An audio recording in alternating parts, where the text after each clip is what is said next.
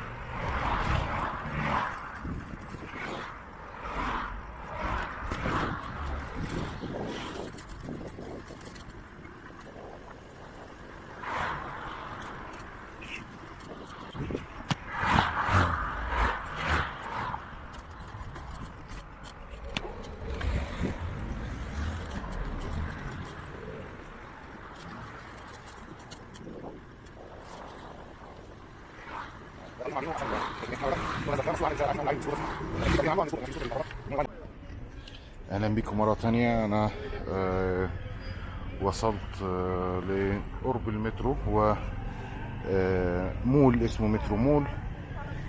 ركنت العجله فيه، وبعد كده هبتدي امشي ادي المترو. و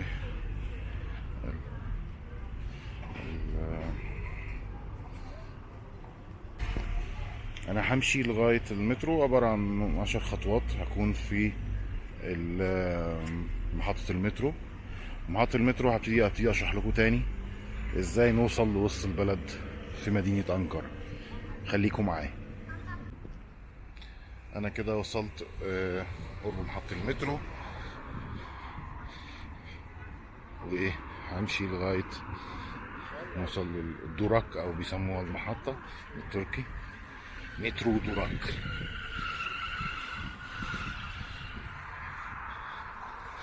هنعدي الشارع،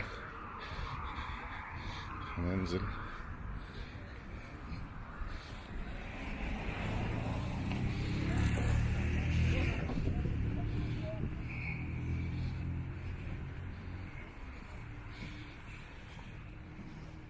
خليكم معايا.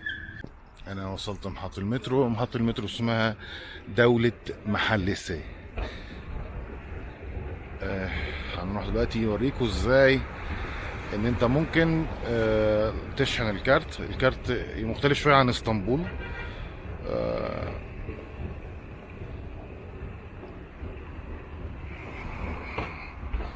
هي المحطة هي فيها زي اسمها كيرك فرن، عبارة عن زي خباز كده. تمام. فيها المكنة زي شبه بتاعت اسطنبول، بس هي مختلفة شوية. طبعا ما فيهاش انجليزي. بتاعت اسطنبول فيها انجليزي تقريبا وعربي. آه، كارت بتاع انقرة مختلف شوية. تمام. ده الكارت بتاع اسطنبول، كلكم عارفينه طبعا. ده الكارت بتاع انقرة. في عندك طريقتين للشحن.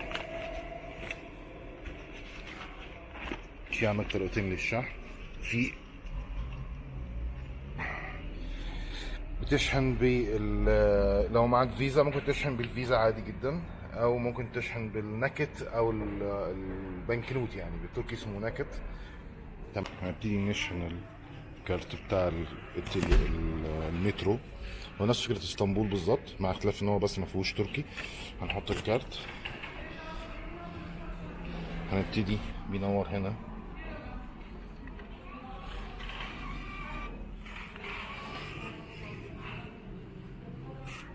تمام. اوكي. ابتدي الكارت بتاعي كده. انا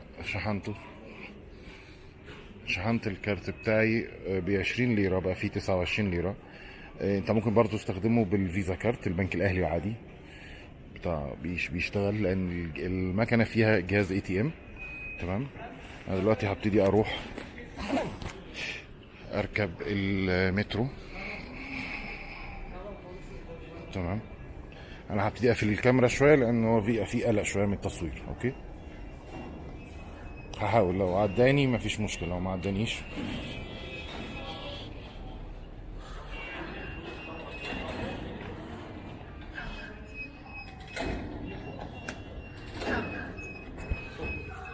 تعدي. انا دلوقتي دخلت محطه المترو. انا امل ان الفيديو يعجبكم. هو انا المفروض انا هنا في دولة محلي، هبتدي انزل لغاية اولوس شاهين. انا دلوقتي وصلت المترو، هركبه خلاص اهو. هو طبعا في حد وقفني عشان التصوير، فانا ايه المترو وصل اهو. نصور كده بس بسرعة عشان هو ممنوع التصوير. المترو وصل، انا هبتدي انزل محطة كيزيلاي. تمام، خليكم معانا. السلام عليكم. دلوقتي انا وصلت كيزيلاي او وسط البلد، اخر محطة اللي هتنزلك في وسط البلد. من اي مكان هتدور في GPS على محطة مترو وانزل كيزيلاي، نادي كيزيلاي.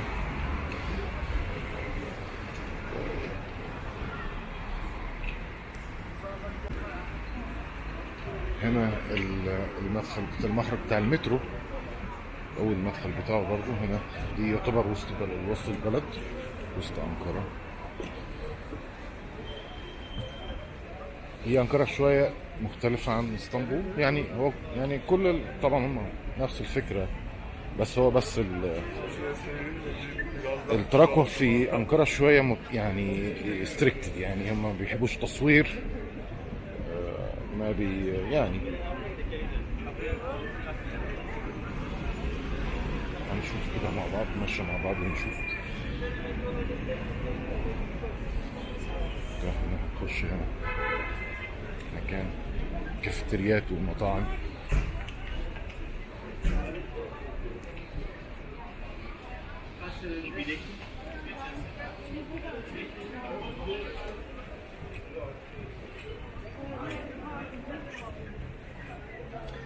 ده السكوتر اللي كنت عملت له فيديو قبل كده، ده نفس الفكره برضو. انت ممكن تاخده بتأجره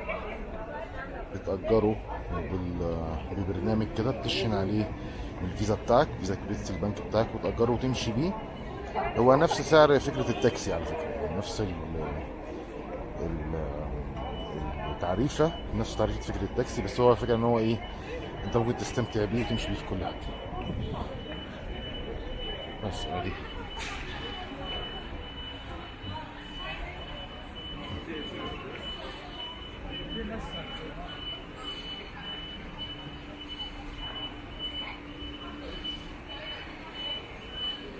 وده يعتبر زي مثلا شارع الاستقلال في اسطنبول، نفس الفكرة.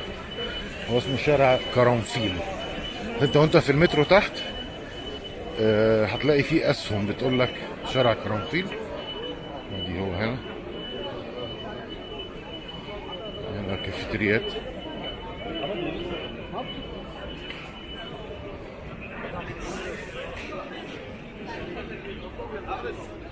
انا ما اعرفش كان صوتي واضح ولا لا، انا لسه كل الكلام ده هشوف انا بقى منتج، لان انا في حاجات كتير في المترو وقفوني فيها البوليس عشان ممنوع ان انا اصور جوه محطة المترو. فهشوف لسه، معلش. اول مرة في حياتي ان انا اجرب اصور بصوتي، فشجعوني بقى.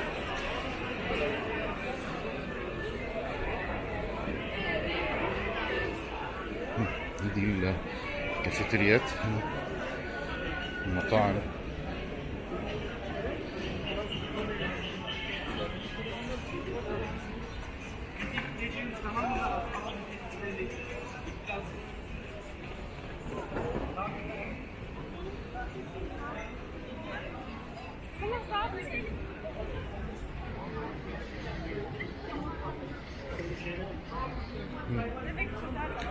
بشارع كده عاملينه فوق سقافينه بشماسي.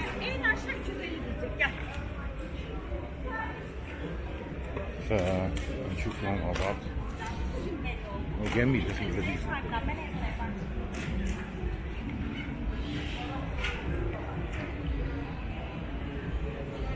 برضو على الجانبين في محلات كتير. معلومة، تحت في المترو في محلات أسعارها رخيصة جدا، وفي محلات أحذية، محلات ملابس أسعارها كويسة جدا، في يعني حاجات كويسة جدا وماركات كويسة جدا أسعارها. هنا الشارع، شارع اسمه شارع القرنفيل أو القرنفل يعني باللغة العربية يعني. في فوق طبعا الكافيتريات لغاية فوق، الشارع كله كافيتريات ومطاعم ومحلات. في محلات أحذية برضه.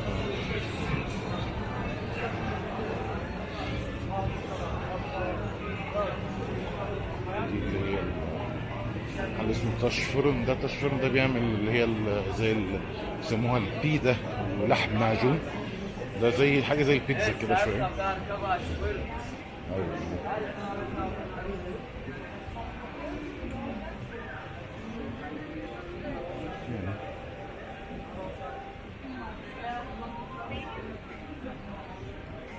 جولة كده.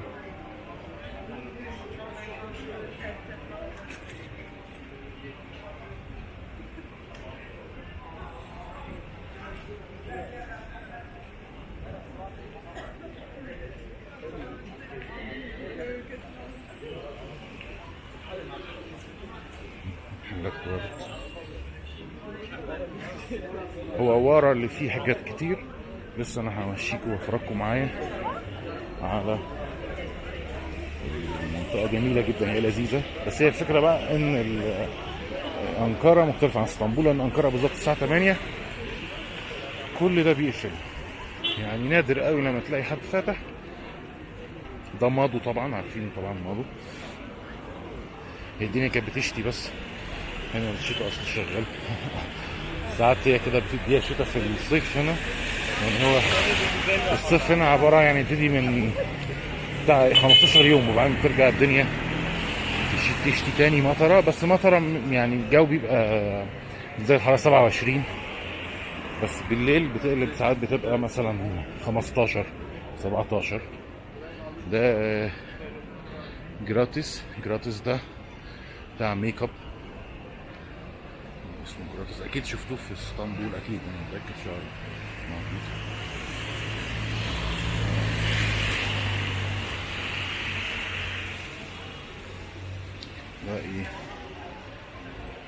ده ايفيدا برضو. ده محل ميك اب توكسيل. اتش دي اسكندر، اللي هو بيسموه الاسكندر ده اللي بيسموه كباب اسكندر تقريبا. وبيبقى زي الشاورما كده، وبعدين بيتحط تحتيها عيش وزبادي وتتاكل كده بالشوكه والسكين. اسمه اتش دي اسكندر.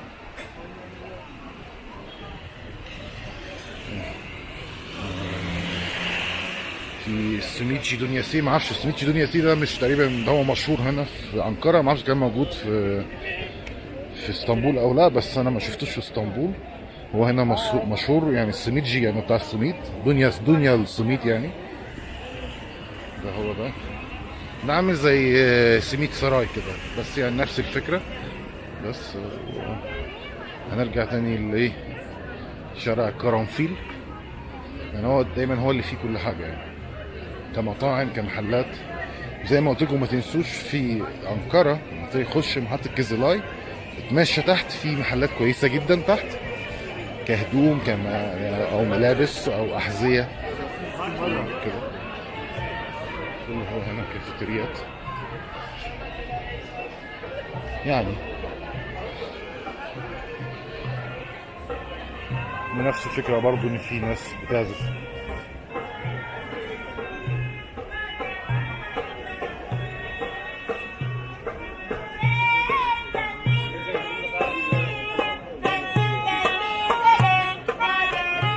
طبعا كنتاكي. في الجميل قوي اللي هو طاووق دنيا سي، دنيا الفراخ او دنيا الدجاج. ده هو ده، بص ده جميل جدا جميل جدا يعني. مطعم، وبعمل لي سلسله مطاعم. بس.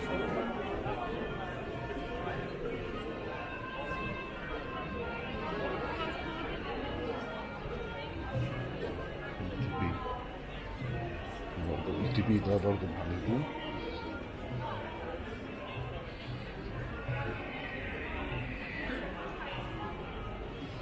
انا هروح هاخد بريك كده. اسبافا ده كويس جدا برضه، بيعمل زي مشاوي وبيدا وكفته لذيذ يعني، مطعم لذيذ. وليه كذا فرع، هتلاقيه في كذا حته. اسبافا ده اسبافا. اسكندر بيت العمار. متجه الى سميت سراي، وانا بحب اقعد في سميت سراي عشان هو النظام ان انت بتطلب يعني، ما فيش الويتر او الجرسون، بتروح يعني تخدم نفسك بنفسك عشان الموضوع يبقى اسرع شويه. ده واتسون، ده برضو واتسون ده بتاع ميك اب، ماركه برضو هنا. ده وافل، محل وافل، ده لسه فاتح جديد تقريبا يعني، ما كملش سنه، مجربتوش جديد حق. بس انا رجعت تاني المكان اللي هو فيه محطة المترو، اللي هو شارع وسط ميدان كرنفيل او شارع كرنفيل. انا دلوقتي هخش سميت سراي. طبعا كلكم عارفين سميت سراي. Ceynep Gennök yayınlamayı unutmuşlar. Kuvvetten aramışlar. En sonunda bizim uzman yayınladı amına koyayım. Öyle dedi gibi. Emrah Solak yazıyor en son. Demişler işte Emrah Solak nerede falan. Onlar demişler تمام. Emrah Solak. خليكم معايا، لسه هكمل بقية الفيديو، هكمل بقية الفيديو وارجع لكم تاني. انا رجعت لكم تاني. انا بوريكم انا طلبت شاي، لان جيت اطلب قهوة قال لي مفيش، طلبت شاي وازازة مية. انا هقعد شوية في سميت سراي اشرب القهوة او اشرب الشاي وارجع لكم تاني. خليكم معايا. اهلا بيكم معايا مرة تانية. هنكمل تمشيتنا في وسط أنقرة. الدنيا يعني غيمت شوية ويمكن تشتي، يمكن امبارح كانت بتشتي جامد جدا.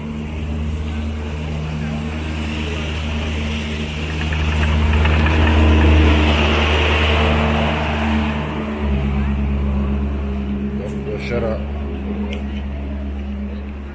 كرنفيل سوكك تركي.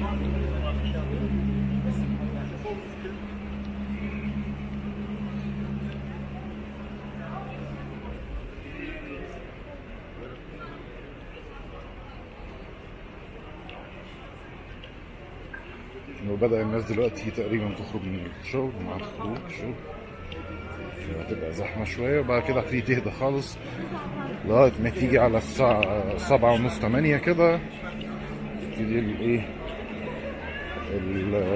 الناس تخف خالص لغاية ما تقفل، كله بيقفل.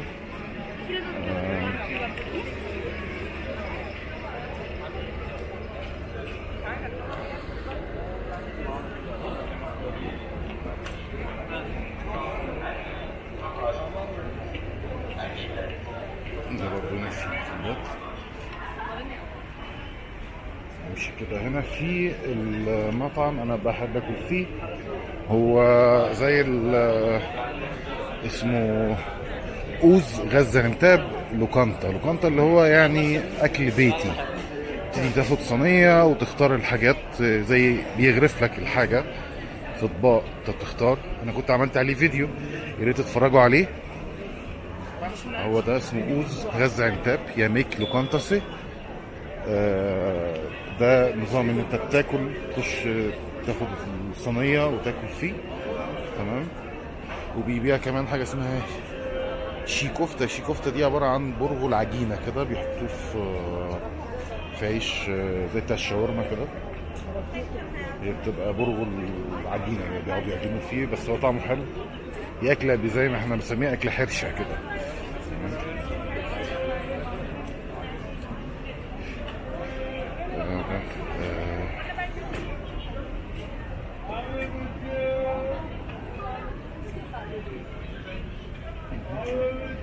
هنا احنا طالعين على ميدان، على الميدان بتاع كيزيلاي. هي زحمة شوية بس كويس يعني. دايما في أنقرة احنا بندور على حتة فيها زحمة، لأن هي دايما أنقرة هادية جدا. فلما بيكون في زحمة أنا بحب أنزل أتفرج عن يعني أشوف أعيش الحياة شوية. ده ميدان كيزيلاي. لما تعدي الشارع اللي هناك ده مول كيزيلاي، بيسموه افيمي. افيمي دايما في لما تحب تسال على مول او حاجه بتكتب تقول لهم انا عايز اروح افيمي. افيمي بقى في عندك افيمي زي مثلا في اسطنبول، تقول لهم انا عايز اروح افيمي، اللي هو اختصار اليشفريش، مركزي يعني مول او مركز تجاري.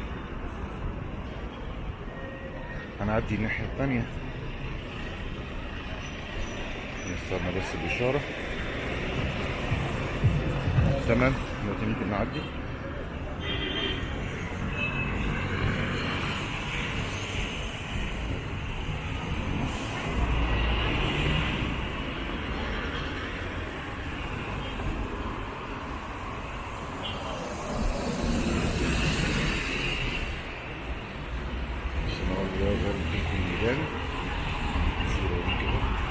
انا في فيديو عامله قبل كده برضه في ده الكتب.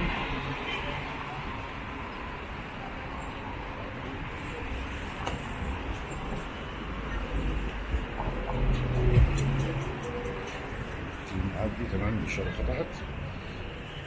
دايما في انقره بالذات خلي بالكم من الاشارات المرور، لان البوليس بيبقى واقفين، بوليس مشاة. فلو انت كمشاة كسرت الاشاره بيبتدي يديك تيكت، يوقفك يعني. كان بيبقى مخفي، مش عارف ان ده بوليس او لا، فتلاقيه سموه مدني بوليس.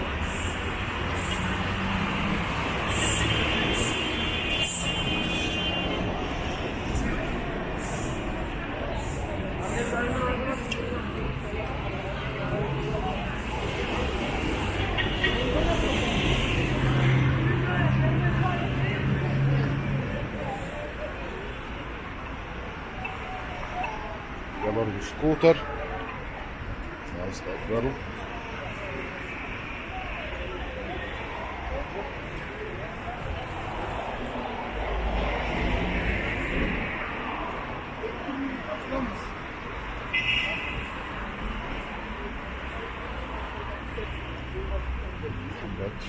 هنخش دلوقتي السكك ديت.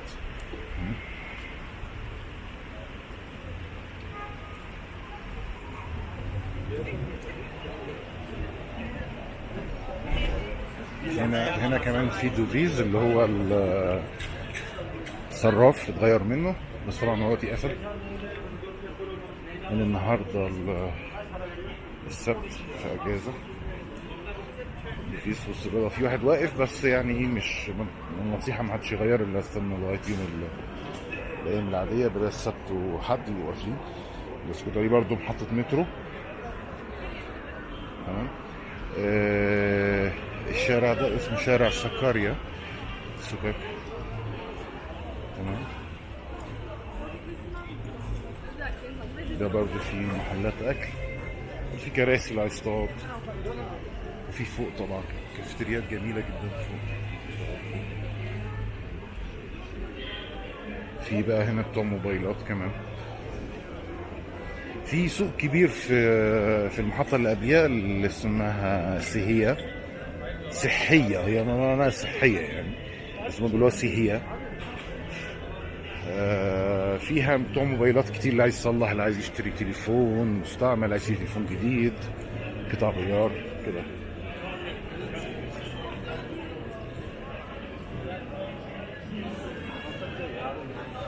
انا صورت الشارع ده كذا مره في كذا فيديو، لو انتوا هتدوروا هتلاقي تصور دايما بالليل. بحب اتمشى بالليل، تبقى هاديه خالص. في بتاع الورد ده، وفي ده بتاع السمك، وبرضه اسمه بي سي بي سي بي سي بي سي بالك، بيبيع السمك وبيعمل عنده مطعم برضه طبعا اللي هو السمك السندوتشات ده.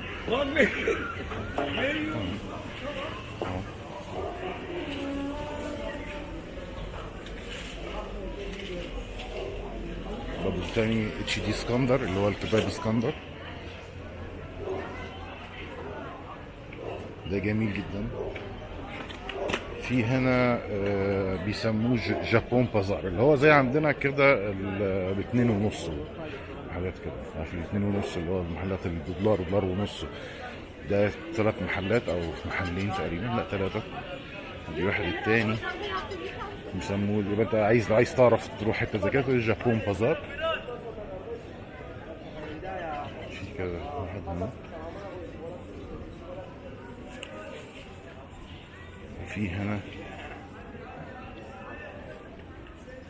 كورتاسيا اللي هي الكورتاسيا اللي هي المكتبة غير اللي هي بتبيع الاستيشناري اللي هي زي الأقلام الرصاص والكراريس والحاجات دي، غير كتب خانة اللي هي المكتبة اللي بتبيع الكتب، الروايات والكتب وكده. فتختلف الكورتاسيا عن الكتب خانة اللي هي الخانة، يعني كل كتاب خانة أو كتب خانة. ده شاومي فتح أول مرة أشوفه، بقالي مدة ما نزلتش أنا. ده برضو زي جابون بازار أو اللي هو زي باتنين ونص.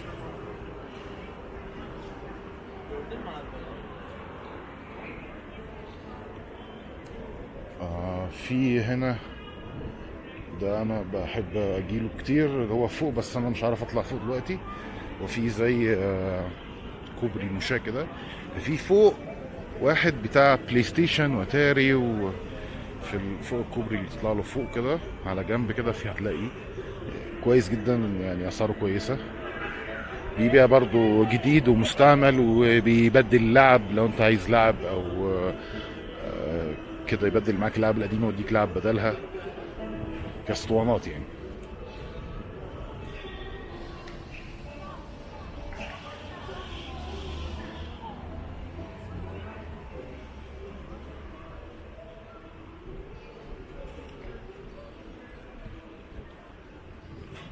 ده جعدش ده سوبر ماركت برضو.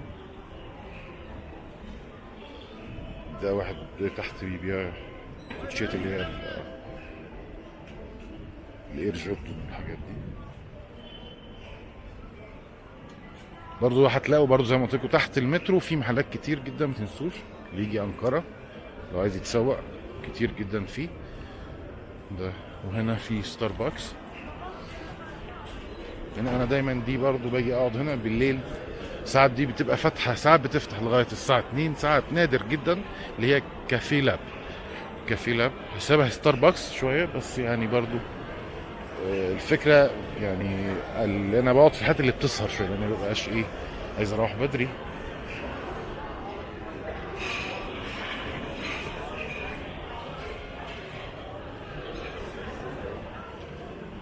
برضه بتلاقي السكوتر ده ليه برنامج وليه ماب زي ما قلت لكم، في كذا شركه بقى منه. ده بتاع الشاورما بس دونير ده.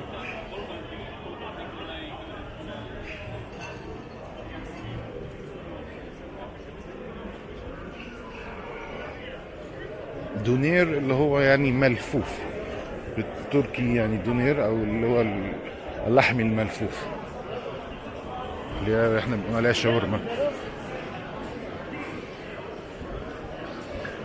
لو انت عايز مثلا تقول له نورمال اكماك اللي هو عيش عادي، لو انت عايز له عيش الملفوف تقول له دروم يعني عيش ملفوف، شاورما في عيش ملفوف. هنا في هي شويه دي بارات، شويه هنا في بارات.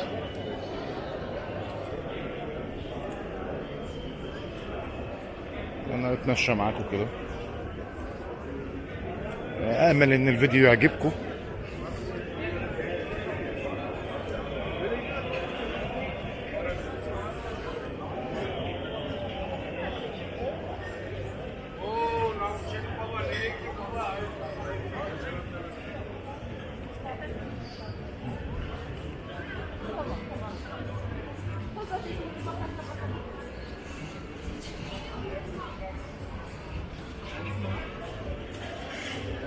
ده برضو محل سمك اسمه دفنة بالك.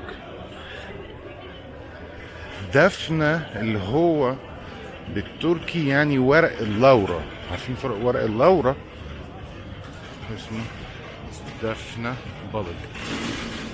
هو محل بتاع سمك برضو، بيعملوا اطباق سمك وبيعملوا معظمه بيبقى سندوتشات سمك. ان هم اتراكوا بياكلوا سندوتشات سمك دايما. وفي واحد تاني هنا اسمه جان بالك. جان يعني روح او روحي، روح السمك يعني. اسمه جان بالك.